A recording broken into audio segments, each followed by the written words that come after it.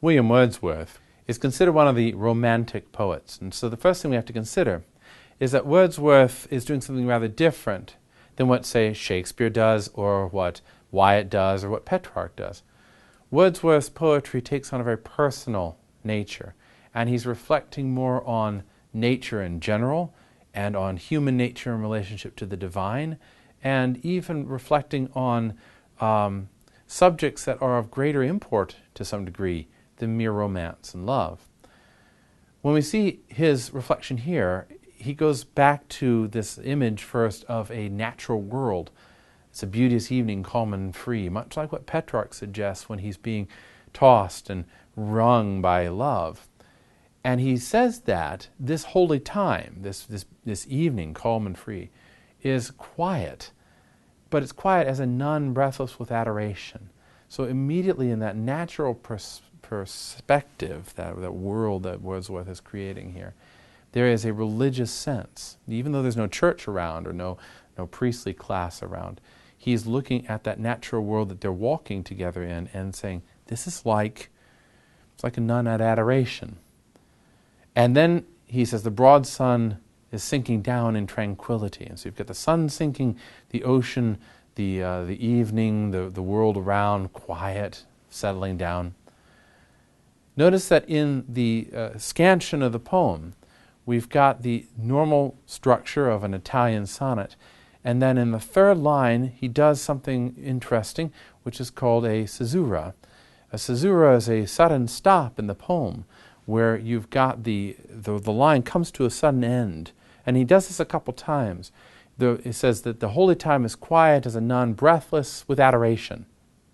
The broad sun is sinking down in its tranquility. Notice that stop that occurs there in the third line, in the middle of the third line. It's called a caesura, a cut in the middle of the line. And he does that a couple times in the poem. Later on he says, a sound like thunder, everlastingly. Or, dear child, dear girl, that walkest with me here. Those cuts are called caesurae. Notice also that he then takes the idea in that third line and he runs it into the next. So he says, the broad sun is sinking down in its tranquility. That he takes the subject and puts it at the end of that third line, and the verb is now in the fourth line. Whenever a poet does that, where he runs one line into the next with the idea or the sentence, we call that enjambment. Enjambment. So we have now the term caesura and enjambment. And he is reflecting here as he walks alongside his young girl, his daughter. Wordsworth actually did have a daughter by a French woman, and he had to leave both his common law wife and his daughter behind in France at one point, right at the dawn of the Revolution, and go back to England himself.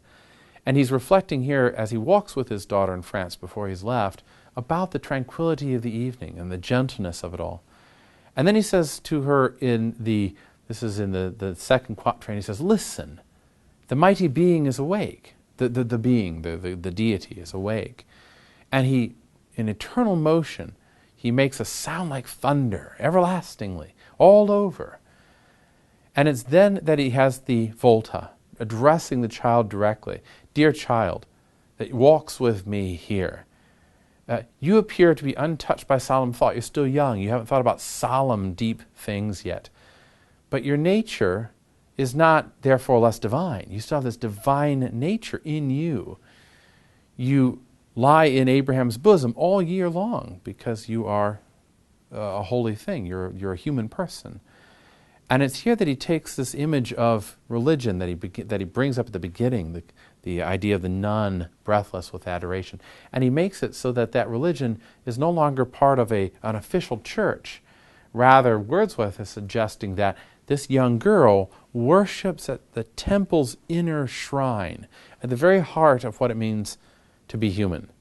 She sees the world and sees it as beautiful and lovely and peaceful and calm, and it's almost as though she is herself, young as she is, the nun breathless with adoration that he brings up at the beginning of the poem. What he's suggesting, I think, by extension then, is that our appreciation of the world around us, our appreciation of those beautiful things that are given to us, are themselves like a church or like a religious experience. God is with us even when we know it not. We don't have to have a formalized church, it seems to be suggesting, but rather the church is something that we have in us whenever we see the world around us that is beauteous, calm, and free.